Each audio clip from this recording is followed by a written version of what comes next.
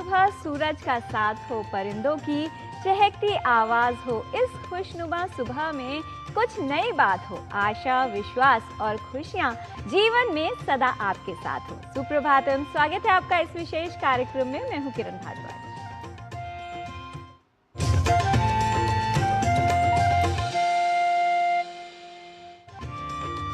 बारिश की बूंदें कितनी भी छोटी क्यों ना हो, लेकिन उनका निरंतर अर्थात लगातार बरसना बहाव बन जाता है। ठीक उसी प्रकार जीवन में हमारे प्रयास या प्रयत्न छोटे छोटे भले ही क्यों ना हो, लेकिन यदि वो निरंतर किए जाते हैं तो जीवन में परिवर्तन अवश्य ला सकते हैं।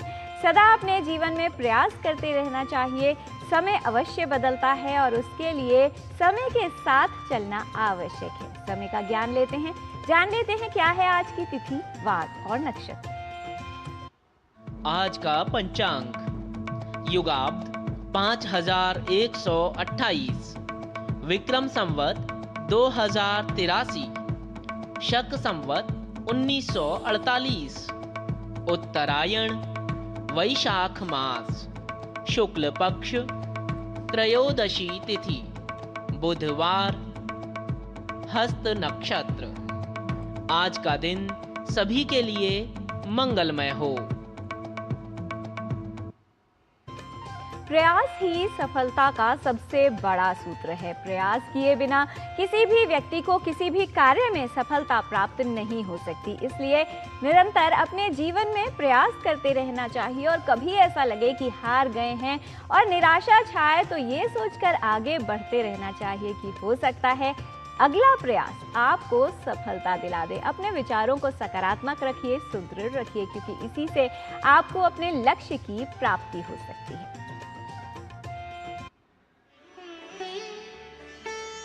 राज्ञो हि व्रतमुत्थानं यज्ञः कार्यानुशासनं दक्षिणावृत्तिसाम्यं च दीक्षितस्याभिषेचनम्।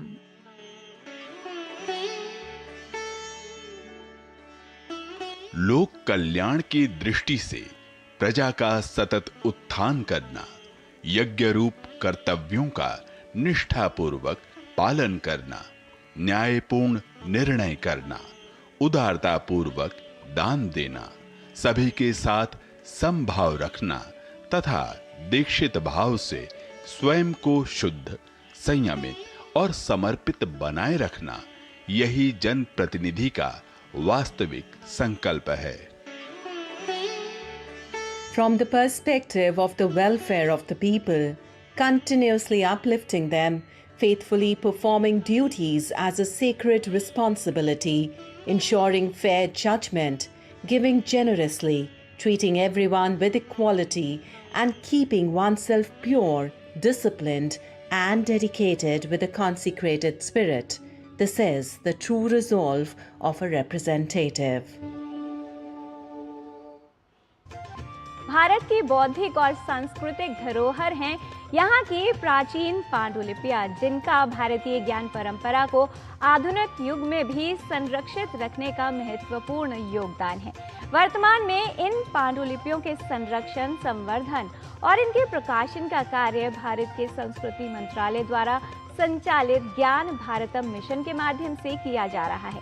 राष्ट्रव्यापी अभियान के माध्यम से पांडुलिपियों को किस प्रकार संकलित किया जा रहा है, आइए देख लेते हैं हमारी सहयोगिनी लता वशिष्ठ की इस विशेष रिपोर्ट के माध्यम से।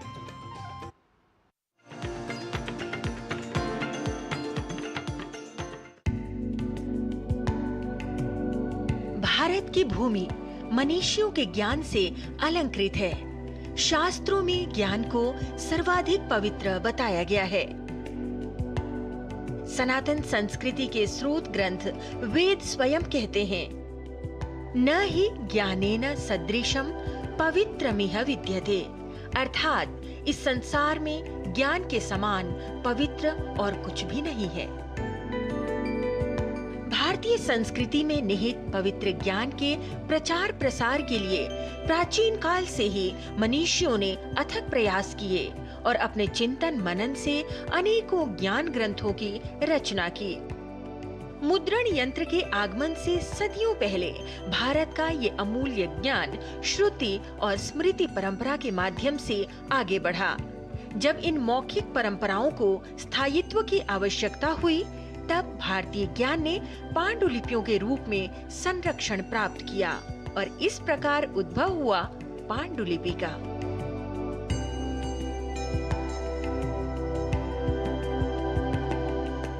पांडुलिपि किसी भी ऐसे दस्तावेज को कहा जाता है जो लेखक अथवा लिपिक के द्वारा हाथ से लिखा गया हो। ये हस्तलिखित शास्त्र ज्ञान के मूल स्रोत हैं, जो युगों युगों से प्राचीन विचारों, खोजों और सांस्कृतिक परंपराओं तक पहुंच प्रदान करते हैं।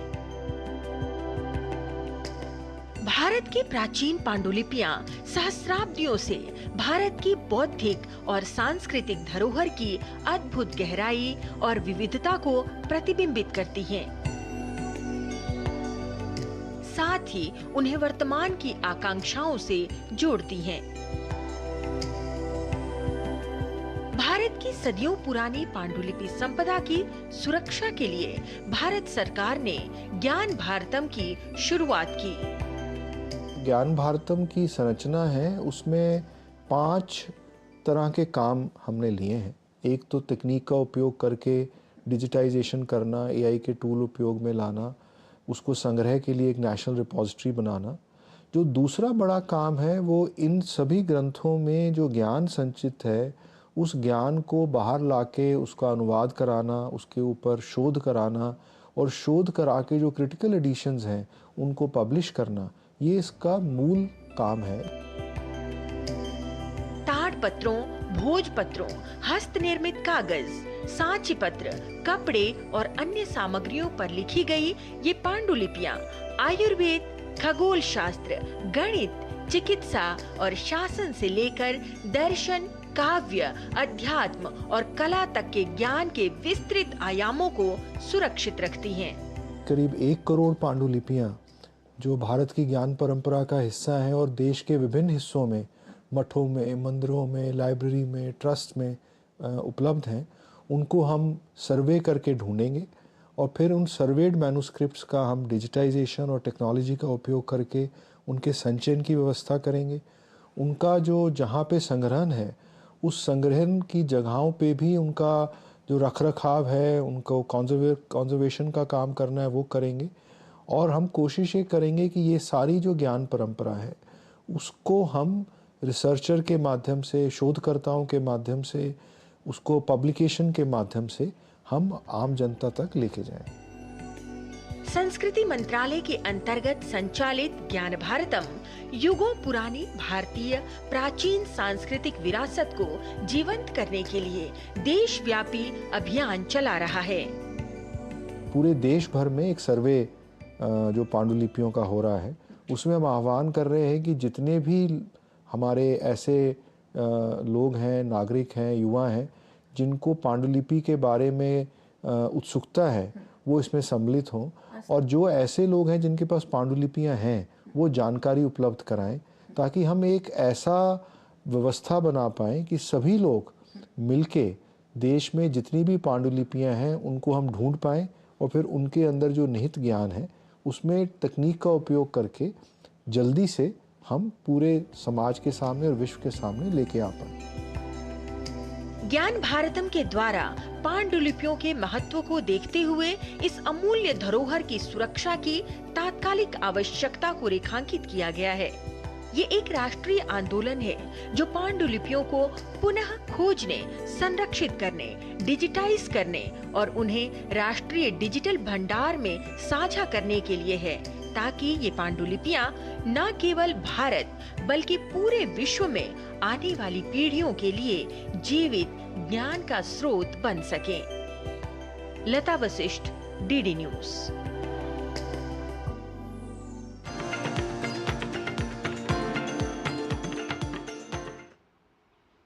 हमारी भारतीय संस्कृति को अपने जीवन में उतारना हमारे जीवन को बहुमूल्य बनाता है, उसकी गुणवत्ता को बढ़ाता है और अपने स्वास्थ्य की देखभाल करना जीवन को बेहतर बनाता है। स्वस्थ रहने की प्राकृतिक यात्रा में हम आपके लिए लेकर आए हैं स्पेशल हेल्थ सीरीज, जिसमें स्वास्थ्य को समग्र दृष्टिकोण में दिखाया जाता है। जीवनचर्या में बस थोड़ा सा बदलाव और आप भी कर सकते हैं बीमारियों से बचाव। सेहत को बेहतर बनाने के लिए एक स्वास्थ्य समस्या के हर पहलू पर रहता है फोकस। तो चलिए चलते हैं योग 360 में प्राकृतिक रूप से स्वस्थ रहने के लिए।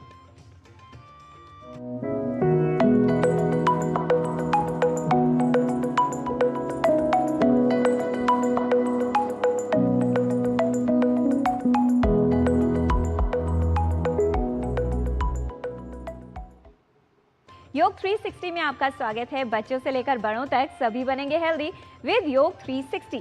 आज योग 360 में बात एक ऐसे दर्द की जो लाखों लोगों को परेशान करता है। लाखों लोग इस दर्द से जूझ रहे हैं लेकिन समझ नहीं पाते। क्या आप भी उनमें से एक हैं? ऐसा दर्द जो कमर से शुरू होकर पैरों तक जाता है। इस दर्द का नाम है साइटिका, जिसे लोग सियाटिका भी कहते हैं।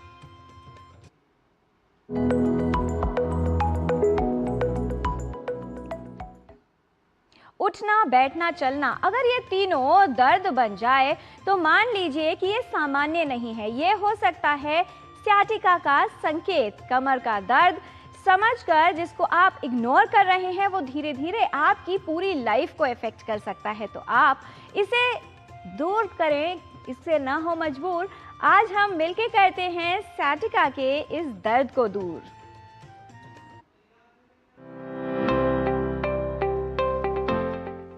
साइटिका एक आम लेकिन दर्दनाक समस्या है जो शरीर की साइटिक नर्व में उत्पन्न होती है। ये नस हमारी कमर के निचले भाग से शुरू होकर पैरों तक जाती है। जब इस नस पर दबाव पड़ता है या किसी कारण से ये प्रभावित होती है तो साइटिका का दर्द शुरू हो जाता है। ये दर्द हल्का या तेज भी हो सकता है। इसके कारण चलने फिरने में तकलीफ उत्पन्न हो सकती है। उसके साथ झुंझुनी या जलन महसूस होना या पैरों में कमजोरी और लंबे समय तक बैठने या खड़े होने में परेशानी। साइटिका के कई कारण हो सकते हैं, जैसे स्लिप डिस्क, मांसपेशियों में खिंचाव या गलत तरीके से बैठना या फिर भारी वजन उठाना। कुछ सरल प्राकृतिक उपाय साइटिका की समस्या से राहत दिला सकते हैं।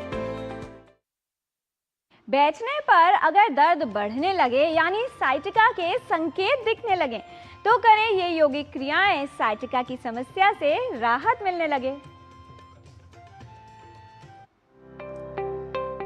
अगर आप नियमित योगाभ्यास करते हैं आप निश्चित रूप से सियाटिका के दर्द से मुक्ति पा सकते हैं। तो सबसे पहले अधोमुखी श्वानासन के लिए हम इस तरह से घुटने के बल आ जाते हैं। बहुत इजी है, कंफर्टेबल है, सभी लोग आराम से इस स्थिति में आ सकते हैं सियाटिका के दर्द वाले। यहाँ आकर के आप इस तरह से अपने घुटनों को उठा लीजिए और धीरे धीरे कोशिश करें कि एड़ी को जमीन से छूने का प्रयास करेंगे। गर्दन को आगे ढीला छोड़ दीजिए और पैर के पंजों को देखना। इस स्थिति में यथा सामर्थ्य रुकें, जितनी देर इजीली रुक सकते हैं। और फिर दूसरे स्टेप में इस तरह से आप घुटनों के बल आ जाइए और हाथ यहीं रहेंगे। धीरे धीरे धीरे धीरे अपने हिप्स को अपने दोनों खुली हुई एड़ियों पर टिका दीजिए। हाथ यहीं रहेंगे, गर्दन को सामने ले आइए। ये मुक्त मेरु आसन, यानी 3 आसनों का कॉम्बिनेशन आप कर रहे हैं, लेकिन इसी ही तरह से करना है जैसे हम आपको दिखा रहे हैं। यथा सामर्थ्य यहाँ रुकिए। अधोमुखी श्वानासन से जैसे ही मुक्त मेरु आसन में आएंगे आपको ऑलरेडी रिलीफ लगना शुरू हो जाएगा। स्थिति में रुके रहिए, सांस बिल्कुल नॉर्मल चलेगी हर अभ्यास में। और फिर उसके बाद धीरे धीरे से सीधे होकर के वज्रासन में बैठ जाना। वज्रासन में यथा सामर्थ्य बैठें, यानी जितनी देर आपको अच्छा लगे उतनी देर बैठिए। बैठे रहें थोड़ी देर, बस इतना सा काम। हल्का सा दर्द जो नजरअंदाज किया, समझो साइटिका की समस्या ने बड़ा रूप लिया। दूर होगा दर्द अगर आपने परहेज किए कुछ चीजों से और आहार में ये बदलाव किया। वात शमन जितना भी आहार है हम पेशेंट को लेने के लिए बोलेंगे। तो इसमें सबसे पहले क्या हम दे सकते हैं, मोरिंगा। तो मोरिंगा को भी हम डिफरेंट फॉर्म्स में यूज़ कर सकते हैं। इसके लिए सिंपली आपको क्या करना है, मोरिंगा की फलियाँ लेनी है, उसको अच्छे से वॉश करना है, उसके दोनों एंड्स को कट करके आप उसको हल्का सा स्टीम बॉयल कर सकते हैं। इसमें आप एक्स्ट्रा वेजिटेबल्स भी मिला सकते हैं अपने टेस्ट को एनहांस करने के लिए। जब वो अच्छे से स्टीम हो जाए उसको अच्छे से ग्राइंड करके उसको हम जब स्टेन करेंगे तो उसका पल्प निकलेगा। उस पल्प को आप छोंक लगा के कढ़ाई में डायरेक्ट उसको आप सूप बना के ले सकते हैं। इसके अलावा जो पल्प है उसको आप डायरेक्ट किसी भी जो भी आटा आप यूज़ करते हैं उसके साथ उसको लगा के उसके पराठे भी हम इसके बना सकते हैं। अगर आप ट्रैवलिंग करते हैं या इस तरह की जो बड़ी रेसिपीज़ को फॉलो नहीं कर सकते तो हम सिंपली मोरिंगा का पाउडर उसको भी सुबह शाम अपना सिंपल ल्यूकवार्म वाटर के साथ ले सकते हैं। राजगिरी एक हमारा मिलेट होता है, तो इसमें हम क्या कर सकते हैं, मखाना को ड्राई रोस्ट कर सकते हैं। जितना भी हमारे ओमेगा 3 वाले जितना भी सोर्सेज हैं, जैसे कि फ्लैक्स सीड्स हैं, चिया सीड्स हैं, आमंड्स हैं, वॉलनट्स हैं, इसको हल्का सा ड्राई रोस्ट करके पाउडर करके हम इसके अलावा तिल को भी ड्राई रोस्ट करके लड्डू हम राजगिरी के बना के स्टॉक करके रख सकते हैं और डेली आप इसका सुबह शाम यूज़ कर सकते हैं। इसके अलावा मेथी जीरा अजवाइन का हम पाउडर बना के स्टोर करके रख सकते हैं। आधा चम्मच सुबह शाम हम ल्यूकवार्म वाटर के साथ लेंगे तो पेन में काफ़ी रिलीफ आपको मिलेगा। इसके अलावा रात को सोते टाइम 1 गिलास दूध में आप 1/4 चम्मच हल्दी, 1/4 चम्मच घी नित्य रूप से सेवन करेंगे तो पेन में काफ़ी आराम मिलेगा। मुनक्का 6 से 8 मुनक्का आप रात को भिगो के सुबह खाली पेट लेंगे। जितना भी पेन को बढ़ाने वाला जैसे कि राजमा, छोले, उड़द, चना, बाहर का सैचुरेटेड और ट्रांस फैटी जो फूड होता है जैसे कि पूड़ी, पराठे, कचौड़ी, समोसे, छोले भटूरे, इस तरह का खाना हमें बिल्कुल भी नहीं खाना है। कार्बोनेटेड ड्रिंक्स, केक, बेकरी के आइटम्स, बिस्किट, चिप्स, ये हमें बिल्कुल अवॉइड करने हैं। ये हमारे पेन को एग्रीवेट कर सकते हैं। कमर का दर्द जब पैरों तक जाए, साइटिका धीरे धीरे बढ़ता जाए। साइटिका के राहत में प्रभावी हैं ये औषधियां और आयुर्वेदिक उपाय। वात का रोग है, आयुर्वेद में भी इस रोग का वर्णन है। गिरदृषि के नाम से ये रोग वर्णित है हमारे शास्त्रों के अंदर। कई प्रकार के गुग्गुल योग हम उसमें प्रयोग करते हैं, जैसे सिंहनाथ गुग्गुल है, त्रयोदशांग गुग्गुल है, महायोगराज गुग्गुल है। वात गजांकुश बहुत अच्छी औषधि है, लेकिन ये औषधियाँ आप अपनी मर्जी से मत लीजिए। मैं बार बार आपको कहता हूँ, काढ़ों में देखें तो रासना सप्तक क्वाथ होता है, महारासनादि क्वाथ होता है, रासनादि गुग्गुल है, दशमूल का काढ़ा, और जो पंचकर्म की जो चिकित्साएं हैं उनमें तो बहुत अच्छा लाभ मिलता है। क्योंकि जो लोअर बैक में जब हम चिकित्सा करते हैं, कटी बस्ती करते हैं, या वहाँ पर जो है स्पेशल जो है कुछ पत्र या कुछ औषधियों से एक पोटली बना करके वो स्वेदन करते हैं, तो उससे क्या कि जो मांसपेशियाँ हमारी टाइट हो गई हैं वो रिलैक्स होती हैं। जो वर्टेब्राज में जो एक तरह से जो स्पेस कम हो जाता है वो नॉर्मल होता है, और उसके साथ साथ नस के ऊपर से प्रेशर हट जाता है। बहुत अच्छे रिजल्ट्स मिलते हैं। पंचकर्म चिकित्सा के लिए एक पंचकर्म जो एक्सपर्ट है उसके गाइडेंस में आपको ये चिकित्सा करनी चाहिए। आपको चाहिए गरम गरम कुछ भोजन खाएं, थोड़ा सा उसमें अदरक डाल करके, लहसुन डाल करके सेवन करें। कई लोग कैस्टर ऑयल का भी बड़ा अच्छा प्रयोग इसमें करते हैं, थोड़ा सा भोजन के अंदर या दूध में मिला के कैस्टर ऑयल लेते हैं। और लोकलाइज जो है महानारायण ऑयल है, या कई तरह के जो आयुर्वेदिक और तेल जो आते हैं जो पेन को कम करते हैं, उनसे बहुत लाभ मिलता है। आवश्यक है कि साइटिका का दर्द होने पर इसे लेकर लापरवाही न की जाए, बल्कि इसको ठीक करने के उपाय करें। याद रखिए, साइटिका से बचाव और स्वस्थ जीवन शैली अपनाने की आवश्यकता है। तो आज आपने जाना अधोमुखी श्वान आसन का अभ्यास, मुक्त मेरु आसन का अभ्यास, वज्रासन करना लाभकारी है। साइटिका की समस्या से राहत में उपयोगी है योग। मोरिंगा का सूप पिए, मोरिंगा का पल्प आटे में मिलाकर पराठे बनाकर खाएं। राजगिरी में भुने हुए मखाने और ड्राई फ्रूट्स मिलाएं, लड्डू बनाकर खाएं। 8 मुनक्के रात में पानी में भिगोकर सुबह खाली पेट खाना उपयोगी है। कार्बोनेटेड ड्रिंक्स, बिस्किट, चिप्स, राजमा, छोले, उड़द व तेलीय भोजन का सेवन न करें। सिंहनाथ गुग्गुल, त्रयोदशांग गुग्गुल, महायोगराज गुग्गुल उपयोगी है। वात गजांकुश, रासना सप्तक क्वाथ, महारासनादि क्वाथ लेना उपयोगी है। एरंड तेल का दूध के साथ सेवन करना लाभकारी है। साइटिका की समस्या में पंचकर्म करवाना उपयोगी है। ऑफिस लाइफ हो, घर या फिर gaming zone, sciatica can hit your backbone. Sciatica को न करें इग्नोर, वरना लाइफ हो सकती है पेनफुल और bore. Right posture, healthy diet और मूवमेंट रखें ठीक, तभी साइटिका के दर्द से आपको मिलेगी राहत। रखें हेल्दी रूटीन, साइटिका होगा आपकी लाइफ से आउट ऑफ सीन। हेल्थ संबंधित जानकारी हम आप तक ऐसे ही लाते रहेंगे, आपको हेल्दी बनाते रहेंगे। बच्चों से लेकर बड़ों तक सभी बनेंगे हेल्दी विद योग 360।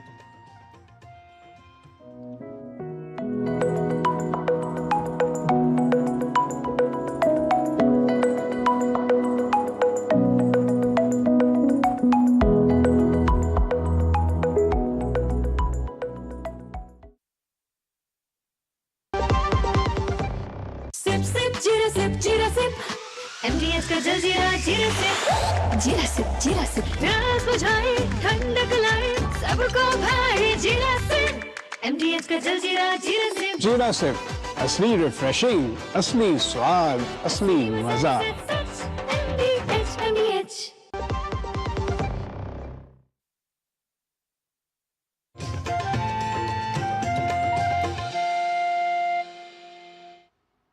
ब्रेक के बाद आपका स्वागत है। जीवन में सदा छोटे छोटे प्रयास करते रहने चाहिए, या तो लक्ष्य प्राप्त होगा या अनुभव। और जब लक्ष्य हो संस्कृत भाषा सीखने का, तो उसके लिए जाना होगा संस्कृत पाठशाला में। आइए चलते हैं, लेते हैं संस्कृत का ज्ञान और जान लेते हैं कि आज क्या सिखा रहे हैं हमारे सहयोगी डॉक्टर गोविश द्विवेदी।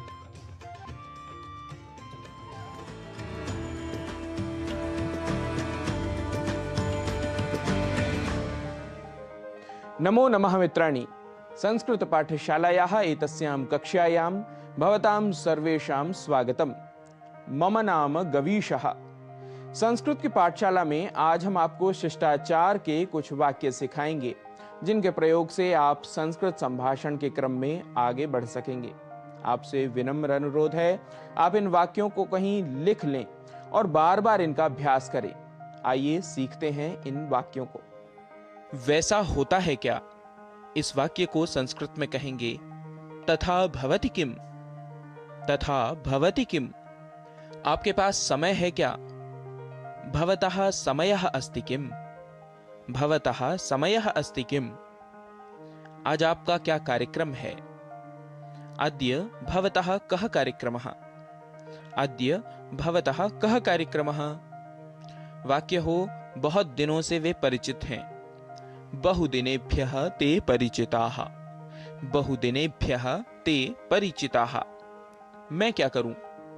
अहम किम करोमि। अहम किम करोमि। मैं नहीं जानता। अहम न जानामि। अहम न जानामि। जैसा आप चाहते हैं। इसे संस्कृत में कहना हो तो कहेंगे यथा भवान इच्छति। यथा भवान इच्छति। ठीक है, चिंता मत कीजिए। इस वाक्य को संस्कृत में कहेंगे भवतु चिंताम न करोतु। भवतु चिंताम न करोतु। उससे कुछ नहीं होता। तेन किमपि न भवति। तेन किमपि न भवति। वाक्य यदि हो वह तो नालायक है। इसे संस्कृत में कहेंगे सह सर्वथा अयोग्यः अस्ति। सह सर्वथा अयोग्यः अस्ति। बिल्कुल बेकार है। प्रयोजनम एव नास्ति। प्रयोजनम एव नास्ति। हम फिर प्रयत्न करते हैं। वयम पुनः प्रयत्नं कुर्मः। वयम पुनः प्रयत्नं कुर्मः। चुप रहना अच्छा है। मौनम एव उचितम। मौनम एव उचितम। वाक्य हो सोचकर ही बोलना चाहिए, तो इसके लिए संस्कृत में कहेंगे विचिन्त्य एव वक्तव्यम। विचिन्त्य एव वक्तव्यम। तो ठीक है। तर्हि समीचीनम। तर्हि समीचीनम। मुझे जरा याद दिलाना। माम किंचित स्मारयतु। माम किंचित स्मारयतु। ऐसा हो तो कैसा हो। इसे यदि संस्कृत में कहना हो तो कहेंगे एवं चेत कथम। एवं चेत कथम। कब कहा। इसे संस्कृत में कहेंगे कदा उक्तम। कदा उक्तम। मित्रों, आज के अंक में हमने कुछ वाक्यों को सीखा है, व्यवहार के कुछ वाक्यों को सीखा है। आप करिए इनका अभ्यास। व्यवहार में आने वाले ऐसे ही कुछ और वाक्यों को लेकर आपके समक्ष होंगे उपस्थित। तब तक के लिए नमस्कार, नमो नमः।